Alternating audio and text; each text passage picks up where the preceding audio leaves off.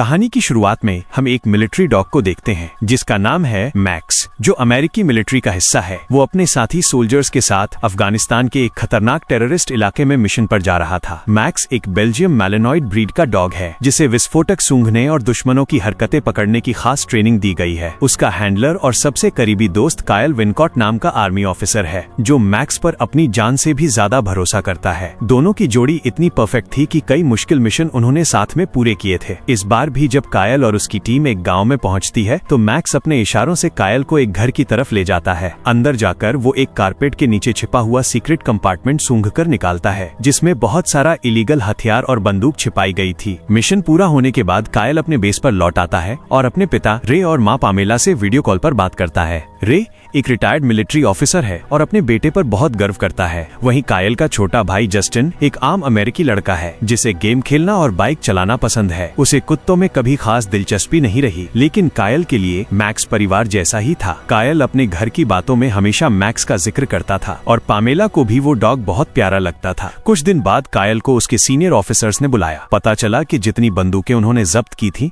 वो सारी ऑफिस तक नहीं पहुंची। उन्हें शक था कि कायल की टीम में से कोई हथियार चुरा रहा है। कायल ने अपनी टीम से पूछताछ शुरू की तो पता चला कि इस सब के पीछे उसके बेस्ट फ्रेंड टाइलर का हाथ है। जब कायल ने उससे बात की तो टाइलर ने उसे धमकाया और कहा कि वो इन बातों में न पड़े। अगले दिन कायल अपने ग्रुप के साथ अगले मिशन पर जा रहा था। मिशन के दौरान जब मैक्स ने कुछ अजीब सा सूंघा तो वो कायल को एक मैदान की ओर ले गया। तभी वहाँ माइंस फटने लगी और गोलीबारी शुरू हो गई। उस गोलीबारी में कायल मैक्स को बचाने के लिए भागा। उसने टाइलर को कवर फायर देने के लिए कहा, लेकिन टाइलर उसे धोखा देकर एक चट्टान के पीछे जाकर छुप गया। बदकिस्मती से कायल दुश्मनों से लड़ता हुआ शहीद हो गया। इसके बाद सेना के कुछ अफसर कायल के परिवार को उसकी मौत की खबर देने गए। कायल के माँ बाप और भाई जस्टिन को ये सुनकर बहुत गहरा सदमा लगा। कायल को आखिरी बार अलविदा कहने के लिए पूरा परिवार चर्च में पहुंचा। मैक्स को भी वहां लाया गया जो अपने मालिक को खोकर बेहद दुखी था। वो चुपचाप जाकर कायल के ताबूत के पास बैठा रहा। फ्यूनरल पूरा हो जाने के बाद जब ऑफिसर्स मैक्स को वापस ले जाने लगे तो वो बुरी तरह छटपटाने लगा और उनके साथ चलने से मना कर दिया। वो जस्टिन को पहचान कर उसके पास चला गया। उसे जस्टिन में अपने मालिक कायल की झलक नजर आ रही थी, लेकिन जस्टिन ने आर्मी ऑफिसर्स के साथ जाकर उसे वैन में छोड़ दिया। कुछ दिन बाद जस्टिन कायल के कमरे में बैठा उसकी तस्वीरें देख रहा था। उसके पिता ने आकर उसे दिलासा देने की कोशिश की, लेकिन जस्टिन गुस्से में आकर अपने पिता को ही कायल की मौत का दोषी ठहराने लगा। तभी पामेला ने आकर उन्हें बताया कि मिलिट्री ने मैक्स को मार देने का फैसला लिया है। बिना वक्त गवाए वो तीनों मैक्स से मिलने डॉग शेल्टर पहुंचे। यहाँ पर आर्मी ऑफिसर बताता है कि कायल की मौत का उसके ऊपर बहुत गहरा असर पड़ा है, इसीलिए वो बहुत ज्यादा अग्रेसिव हो गया है। ये किसी के लिए भी खतरा बन सकता है, इसीलिए हमारे पास इसे मारने के अलावा कोई भी रास्ता नहीं है। लेकिन जैसे ही जस्टिन ने कमरे में कदम रखा, मैक्स शांत होकर जमीन पर बैठ गया। मैक्स उसके ऑर्डर्स मानने लगा। ये देखकर वहाँ सब लोग हैरान हो गए, लेकिन मैक्स जस्टिन को देखकर ऐसा बिहेव इसलिए कर रहा था क्योंकि वो जस्टिन में कायल को देखता था। मैक्स को जस्टिन के साथ खुश देखकर रे ने फैसला किया कि वो लोग मैक्स को अडॉप्ट करेंगे। इसके बाद वो लोग मैक्स को अपने घर लाते हैं, लेकिन घर पहुंचकर रे ने कहा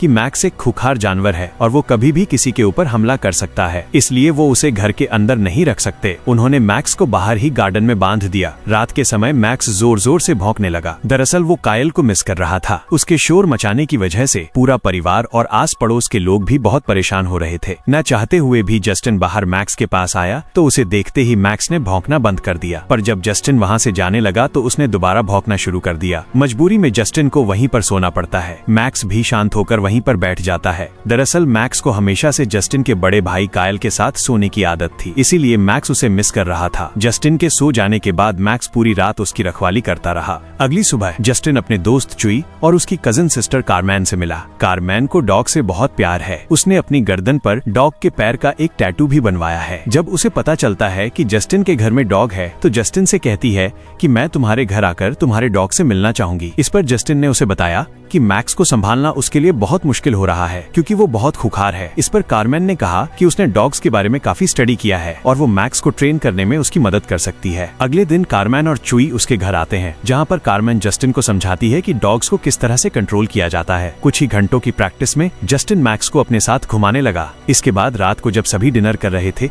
तो अचानक बाहर से मैक्स के जोर जोर से भौंकने की आवाजें आने लगी। तभी दरवाजे पर घंटी बजी। जस्टिन ने देखा कि दरवाजे पर टाइलर था। उसके माँ बाप टाइलर को देखकर बहुत खुश हुए। टाइलर ने बताया कि एक मिशन के दौरान उसे काफी चोटें आई थी, इसलिए वो कुछ दिनों की छुट्टी लेकर घर वापस आया है। बाद में जब वो लोग टाइलर को मैक्स से मिलाने ले गए तो मैक्स उसे देखकर जोर जोर से भौंकने लगा और आपे से बाहर हो गया। गुस्से में मैक्स ने अपनी चैन तोड़ डाली और टाइलर पर हमला कर दिया। बड़ी मुश्किल से जस्टिन और कारमेन ने उसे शांत किया और टाइलर की जान बचाई। सबको समझ नहीं आया कि मैक्स टाइलर को देखकर इतना अग्रेसिव क्यों हो गया, लेकिन असल में तो मैक्स को सब याद था। उसका मालिक कायल कैसे मरा था और किसने उसे धोखा दिया था। अगले दिन जस्टिन मैक्स को घुमाकर वापस आया तो वहाँ एक पिंजरा रखा हुआ था। उसकी माँ ने बताया कि ये पिंजरा मैक्स के लिए है ताकि वो किसी और पर हमला न कर सके। रात में मैक्स को घर पर ही छोड़कर जस्टिन अपने मॉम और डैड के साथ परेड देखने के लिए जाता है, जहाँ पर बहुत सारे क्रैकर्स पटाखे भी फट रहे होते हैं। जस्टिन को मैक्स की याद आना शुरू हो जाती है। वो उसकी चिंता करता है क्योंकि उसे पता है कि कहीं न कहीं वो पटाखों की आवाज से डरा हुआ होगा। वो भागता हुआ वापस अपने घर आता है, जहाँ पर मैक्स सच में बहुत ज्यादा डरा हुआ था। वो उसकी चाबी को खोलता है, लेकिन वहाँ से मैक्स बाहर नहीं निकलता। इसलिए जस्टिन खुद उसके साथ अंदर जाके बैठ जाता है और मैक्स को शांत करता है।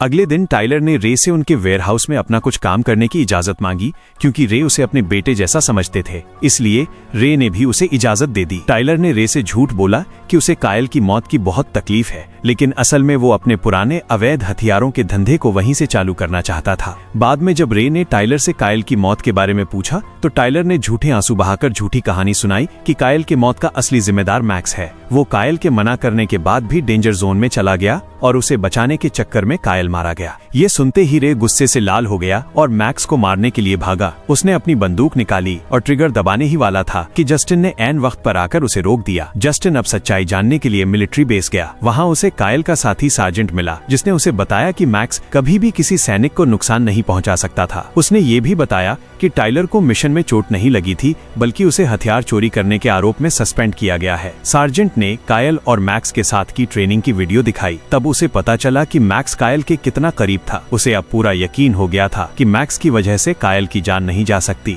एक दिन जस्टिन साइकिलिंग के लिए जाता है। उसके साथ मैक्स भी था। जब वो मैक्स को लेकर जंगल वाले एरिया में पहुंचता है तो देखता है कि वहां पर टाइलर अपने साथी एमिलियो और डिप्यूटी स्टक के साथ कुछ गैंगस्टर्स को हथियार बेच रहा है। ये दोनों छुपकर सब देख रहे थे, लेकिन तभी गैंगस्टर्स के डॉग्स मैक्स को सेंस कर लेते हैं और वो उनका पीछा करना शुरू कर देते हैं। जस्टिन अपनी साइकिल वहीं पर छोड़कर भागना शुरू कर देता है, लेकिन जल्द ही वे डॉग्स जस्टिन तक पहुंच जाते हैं। वे डॉग्स जस्टिन पर हमला करने ही वाले थे कि तभी मैक्स उन पर अटैक करके जस्टिन को बचा लेता है। ये दोनों किसी तरह से सड़क पर आ जाते हैं और वहाँ से जस्टिन लिफ्ट लेकर अपने घर आ जाता है। घर आने के बाद वो देखता है कि टाइलर और उसका पार्टनर स्टैक वहाँ पहले से मौजूद थे। जस्टिन की साइकिल को जंगल में देखकर वो समझ गए थे कि वो उनके बिजनेस का राज जान चुका है। स्टक ने अपने हाथ पर झूठी ही चोट दिखाकर इल्जाम उस पर लगा दिया। उन्होंने जस्टिन के माँ बाप से शिकायत करके कहा कि वो जल्द से जल्द मैक्स को कहीं दूर भेज दें। जब जस्टिन नहीं माना तो टाइलर उसे अपने साथ अकेले में ले आया और उसके पूरे परिवार को जान से मारने की धमकी दी। अपने परिवार की जान बचाने के लिए जस्टिन मैक्स को भेजने के लिए राजी हो गया। कुछ ही देर में डॉग शेल्टर के लोग आकर मैक्स को ले गए। जस्टिन इसके बाद हमेशा चुपचाप रहने लग गया था। जस्टिन के पिता उसके पास जाते हैं और पूछते हैं कि तुम्हें क्या हुआ है, अगर कोई बात है तो हमसे बताओ, लेकिन जस्टिन उन्हें कुछ नहीं बताता। जस्टिन के पिता को अब टाइलर पर भी शक हो रहा था, इसीलिए वो अपने वेयरहाउस की तरफ जाते हैं तो देखते हैं कि टाइलर स्टक के साथ एक बॉक्स को गाड़ी में रख रहा है जिसके अंदर हथियार हैं। पर इससे पहले कि वो कुछ कहें, इनका साथी एमिलियो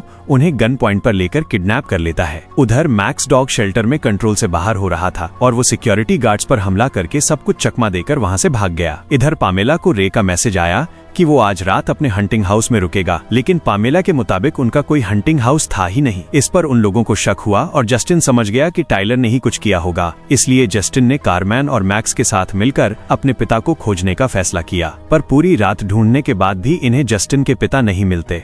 अगली सुबह जब ये जंगल के बीचों बीच जाते हैं, वहाँ से जब वो लोग नीचे झांकते हैं तो उन्हें टाइलर दिख जाता है जो हथियारों की डील कर रहा था, और वहीं गाड़ी में रे भी दिख जाते हैं। जब तक जस्टिन टाइलर पर नजर रखे हुए थे, कारमैन जल्दी से पुलिस को बुलाने चली गई, लेकिन टाइलर के कुत्तों ने जस्टिन को सूंघ लिया और उन पर हमला करने के लिए भागे। पर एक बार फिर से मैक्स उन पर हमला करके उन्हें हरा देता है। टाइलर को भी पता चल जाता है कि आसपास जस्टिन है, इसलिए अपने साथी एमिलियो के साथ वो जस्टिन को मारने के लिए निकल पड़ता है। रे ने भी मौका देखकर स्टैक पर हमला करके खुद को आजाद कर लिया। जल्द ही मैक्स और जस्टिन भी वहां पहुंच गए। जस्टिन को देखकर उसके पिता बहुत ज्यादा खुश होते हैं और वो कहते हैं कि टाइलर हमारे पीछे है, इसीलिए हमें अलग अलग रास्तों से यहाँ से निकलना होगा। दोनों जंगल के अलग अलग रास्तों से निकलना शुरू कर देते हैं। थोड़ी देर बाद वहाँ स्टक को होश आ जाता है, जिसके बाद गाड़ी से वो इनका पीछा करना शुरू कर देता है। जल्द ही वो रे के सामने होता है, पर इससे पहले कि वो रे को गाड़ी से कुचलता, रे ने उस पर गोलियां चलानी शुरू कर दी, जिससे उसकी गाड़ी का बैलेंस बिगड़ जाता है और गाड़ी नीचे खाई में गिरकर ब्लास्ट हो जाती है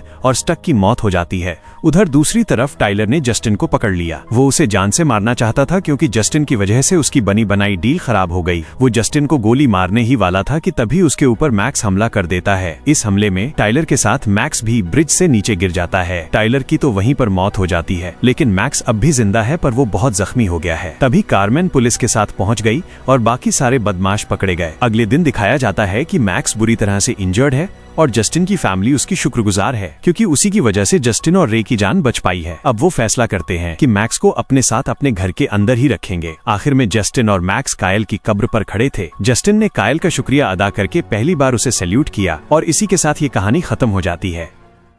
अगर आपको ये वीडियो पसंद आई हो तो वीडियो को लाइक करके चैनल को सब्सक्राइब कर लीजिएगा। मिलते हैं ऐसे ही कोई इंटरेस्टिंग वीडियो के साथ, तब तक के लिए अलविदा।